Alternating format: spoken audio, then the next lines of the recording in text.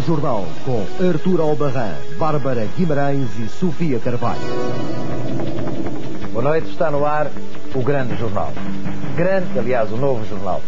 Grande sururu em Moçambique, levantado por acusações do número 2 da Frelimo, segundo as quais um comissário principal da Polícia das Nações Unidas terá sido o autor do denominado massacre de Moeda, que a Frelimo considera ter despoletado a guerra pela independência. A acusação vai direitinha para um português, que de resto já teria sido recambiado para Lisboa. O Novo Jornal foi à procura da história e soube que o comissário em causa, Tito Xavier, está de facto na capital portuguesa, mas em serviço da ONU e não recambiado. Ele nega-nos o seu envolvimento nos incidentes de Moeda, mas a PSP não autorizou que Tito Xavier nos falasse. Nós demos a volta ao texto, procurando o comandante da companhia, cujo pelotão atuou em Moeda, e procurando também as ordens de serviço que mandaram marchar sobre aquela localidade moçambicana no ano longínquo de 1960. O oficial responsável não é de facto o homem cujo nome já consta nos livros de história de Moçambique. Toda esta questão esclarecida mais à frente neste Novo Jornal.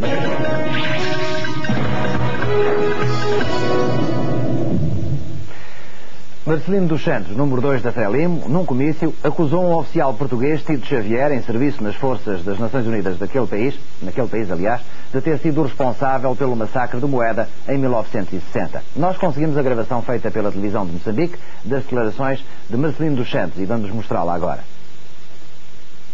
Mas é preciso que o povo moçambicano do Rovuma ao Maputo saiba que isso aconteceu aqui na República de Moçambique, que no grupo de pessoas da ONU Mágica com uma outra responsabilidade como essa, apareceu um massacrador do povo moçambicano, devido à vigilância popular. Porque ainda por cima esse senhor cometeu a ousadia de ir até Pemba, porque já eu vivi aqui muito tempo. Foi lá então que os companheiros disseram, mas como é que é? Este é Tito Xavier. Eu estive recentemente em Pemba, companheiros. E eu perguntava, toda a gente sabe, toda a gente conhece esse Tito Xavier. Então quando ele esteve lá, os companheiros disseram, e naturalmente medidas foram tomadas e isso aconteceu. Portanto, isso é também vigilância popular, companheiros. E tem que ser assim, em toda a parte, em todos os setores, nós temos que estar vigilantes. E logo que nós temos uma informação, comunicar aos nossos responsáveis para fazer seguir até, portanto, a ONU e medidas sejam tomadas pelo nosso governo. A alusão de Marcelino dos Santos ao caso do oficial da Civipol, Tito Xavier, resulta da sua indignação e resultado do assalto levado a cabo à Casa Militar. Segundo Marcelino dos Santos, não era de espantar que uma ação do género fosse levada a cabo pela Civipol, tendo em conta que tinha em Tito Xavier um dos seus líderes. O militante da primeira linha da Frelimo usou este exemplo para apelar à vigilância em todos os setores. Tito Xavier já foi recambiado pela Domanza para o seu país de origem, Portugal. A notícia que pôs em polvorosa a República Popular de Moçambique. A PSP não nos deixou falar com Tito Xavier, o português em causa, mas nós fomos falar com o comandante da unidade que atuou em Moeda. Mário Oliveira é hoje um coronel reformado e garantiu-nos que Tito Xavier não é o homem que esteve à frente da nossa tropa no dia dos incidentes na Vila de Moeda. Não, isso é totalmente falso. Vamos lá ver. É que há aqui assim uma coisa, a tropa só interveio muito depois e quando os incidentes já estavam praticamente resolvidos, porque, pelo que eu soube, vamos lá ver, eu não estava na altura do acontecimento. E o que eu soube... Nem você, foi... nem o Alferes Tito Xavier? Nem eu, nem o Tito Xavier. Estava lá um... Mas havia alguém que estava lá? Estava lá um Alferes, comandante do pelotão, com uma tropa... Com a tropa... Foi o Alferes. Que estava nesse dia nos acontecimentos. Sei quem era o Alferes, não cito o nome. Não cito o nome. Não tem interesse nenhum para o facto em questão. Simplesmente, esse Alferes cumpriu a sua missão, portanto, houve uma intervenção dos cipais da administração e que houve um aviso depois à tropa que estava ali assim, não sei se é 1 km 2, e que a tropa veio precisamente para a área da Banja para controlar aquilo e para manter a ordem. Porque é que a gente pretende Tito Xavier, o que eu quero é pôr a realidade dos factos e a verdade. O Tito Xavier foi no dia seguinte comigo, capitão, comandante da companhia da área, que foi intervir como me competia, mais nada. Portanto, este é o meu ponto de vista. Quando eles ali dizem que o Tito Xavier, que é o responsável... aliás, o responsável da área de Porto Amélia era eu Não dizem que é o responsável da área, dizem que é o responsável do tal massacre. Não, nem então havia o capitão. O Xavier foi com o capitão, que era eu. Portanto, o responsável para a tropa que foi a seguir aos incidentes era eu, o capitão. Portanto, como responsável na altura era o Alferes, que lá estava com o seu pelotão. Mas antes disso há uma coisa que eu quero que fique bem esclarecido, é que havia autoridades administrativas, havia cipais da administração e havia, portanto, quem tinha o conhecimento do terreno perfeito, dali era o administrador e o governo de Cabo Delgado. O Coronel Oliveira fazer com que se reescreva a história de Moçambique. Mas para além das palavras do antigo comandante da Companhia de Porto Amélia, cujo pelotão atuou em Moeda, o Novo Jornal procurou ainda confirmar a história documentalmente e encontramos, nas ordens de serviço da época, o retrato exato daquilo que se passou. De facto, as ordens de serviço da Companhia do Exército estacionada em Porto Amélia à data dos acontecimentos de Moeda são claras. Dia 15 de junho, véspera do denominado Massacre de Moeda, recebeu ordem para marchar pelas 5 horas da manhã para aquela localidade um pelotão comandado por um alferes de nome José António Silvestre Martins. Os incidentes tiveram lugar a 16 de junho.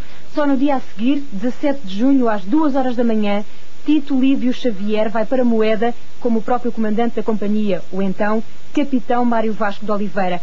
De resto, em novembro desse mesmo ano, o chefe de Estado-Maior-General das Forças Armadas louvava o então alferes de infantaria Silvestre Martins, porquanto, tendo sido destacado para a região dos Macondes em 15 de junho, agiu com manifesta oportunidade no preciso momento em que ali se realizava uma banja, conseguindo com a sua ação restabelecer a calma que elementos vindos do Tanganica, atual Tanzânia, desejavam perturbar. Silvestre Martins continuou a sua carreira militar e acaba de ser agora promovido a general. Agora, no Novo Jornal, vamos recuar no tempo, até junho de 1960, 16 de junho de 1960. Norte de Moçambique, em Cabo Delgado, Planalto de Moeda, uma banja, uma reunião do povo Maconde, em frente ao edifício da administração colonial. O povo queria mais dinheiro pela castanha de caju. Um dos Macondes terá puxado de uma katana contra o governador de Cabo Delgado. Até aqui, as versões portuguesa e moçambicana não apresentam contradições assinaláveis, mas a partir deste momento, sim, a história de Moçambique e os documentos portugueses não são mais coincidentes. Entre 500 a 700 mortos, segundo a versão moçambicana, por volta de 20, segundo Portugal. Mas não é só nos números que há diferenças. Moçambique diz que quem comandava no local a tropa portuguesa era um alferes de nome Tito Xavier, mas os documentos provam que assim não era. O homem ao leme era outro, alferes também, mas de nome Silvestre Martins, hoje general e ainda no ativo, presentemente nos Açores. É com ele que vamos passar a falar em direto e ao telefone. Boa noite, Sr. General. Muito boa noite. O que é que aconteceu afinal em Moeda nesse dia 16 de junho de 1960? Ora bem, antes de mais, eu não posso deixar de agradecer o facto de me contactarem, permitindo-me assim apresentar a minha versão sobre os acontecimentos de 16 de junho de 1960 em Moeda. Como será de calcular, não é um assunto que me agrada recordar. Mas porque o mesmo foi abordado no vosso programa, eu não posso, evidentemente, deixar de dar o meu contributo para esse esclarecimento. E o que é que se passou afinal, senhor? Estou a ouvir perfeitamente, estamos a ouvir perfeitamente. O que é que se passou afinal nesse dia, senhor? À data, eu comandei, de facto, um pelotão de africanos e europeus, requisitado pelo governo do distrito de Cabo Delgado, tendo em vista um eventual reforço à ordem pública, durante uma reunião que seria realizada no dia 16 de junho em Moeda, entre as autoridades administrativas e as populações. No decurso desta reunião, presidida pelo governador do distrito, e que de facto contou... Era um oficial de marinha na altura, o governador do distrito, não é? Sim, sim, sim. E que contou com a presença de alguns milhares de pessoas, verificou-se de facto uma alteração à ordem pública. Essa alteração que a polícia passou... local, a polícia local e os designados cipaios, não é? Ó, Sr. General, é verdade sim? que na altura um elemento da população terá puxado uma katana contra o governador de Não Cabo havia Delgado. isso. Isso foi Não? contada a posteriori. Então como é que tiveram Porque, de início facto, os incidentes? Como? Como é que tiveram início os incidentes? Como é que... Ora bem, eu não me encontrava no local. Eu encontrava-me perto de Moeda. E Perto de quando Moeda cheguei quer lá, dizer quantos quilómetros? creio que ali uns 2 ou 3 quilómetros Uhum. de Moeda. E é mandado avançar em alguma altura, é? Ora bem, a polícia local não conseguiu resolver a situação e foi pedida a intervenção da Força Militar, que se encontrava, portanto, naquele local. E o senhor chega, anda 2 quilómetros, chega lá e passa-se o quê? E nessa altura, pois, quando lá cheguei, havia uma grande confusão, gente a correr a todos os lados, tiroteio. Tiroteio entre quem e quem? Ora bem, o tiroteio, eu cheguei à administração, à retaguarda da administração, não é? Que era a que estava no seguimento da estrada. E essa banja estava a realizar-se À frente da na parte oposta, não é? Uhum. De modo que, com o meu pessoal, os meus poucos homens, consegui, de facto, restabelecer com alguma dificuldade a ordem. Mas dispararam sobre a multidão ou não? Situação. Como? Dispararam sobre a multidão ou não?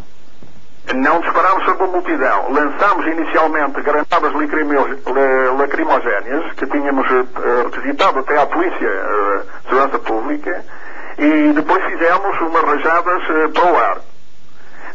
Mas, efetivamente, a própria presença de soldados contribuiu bastante para desanuviar a situação e dispersar a multidão. Mas Só depois disso é que, de facto, nos foi possível entrar dentro da administração onde estavam as autoridades administrativas. Mas, ó, Sr. General, mas houve mortos nestes incidentes? Ora bem, houve mortos. Eu ouvi agora a referir aí números, de facto, exageradíssimos. Esses números 500 a 700 são os números oficiais de Moçambique, que constam dos livros da escola. São verdade ou mentira? Ora bem, eu não os contei porque o número me foi fornecido pela administração, pelas autoridades administrativas, que tomou conta dos mortos e feridos, enquanto eu me preocupava com problemas de segurança entre toda a população. Mas, segundo me lembro, o número de mortes rondava as 2 dezenas. 20 mortos. O senhor diz que dispararam apenas para o ar, quer dizer que esses mortos não podem ser imputados à tropa portuguesa, é isso? Não afirmo que não tenha sido abatido algum elemento com os tiros disparados. Não quero imputar responsabilidade total aos cipais que, entretanto, no outro lado disparavam. Eu não posso afirmar que um dos meus militares, enfim, não tenha atirado sobre alguém.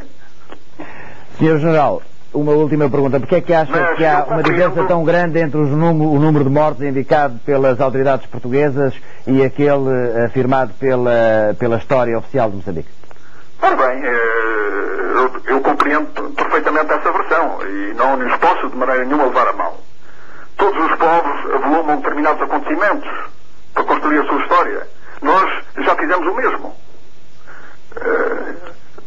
Não posso de maneira nenhuma levar a mal essa versão. Não. Obrigado por ter estado Embora não connosco. seja exata. Mas gostaria de acrescentar que hoje à distância, e passados tantos anos, continuo a pensar que, de facto, como militar, cumpri o meu dever. Lamento profundamente que deste incidente tenha, de facto, resultado a perda de algumas vidas humanas, já que tenho pelo povo moçambicano, onde vivi em Moçambique há algum tempo, tenho o maior respeito e não posso deixar de sofrer por aquilo que ele disse continua a passar. Muito obrigado. Obrigado por ter estado connosco e muito boa noite, Sr. General Silvestre.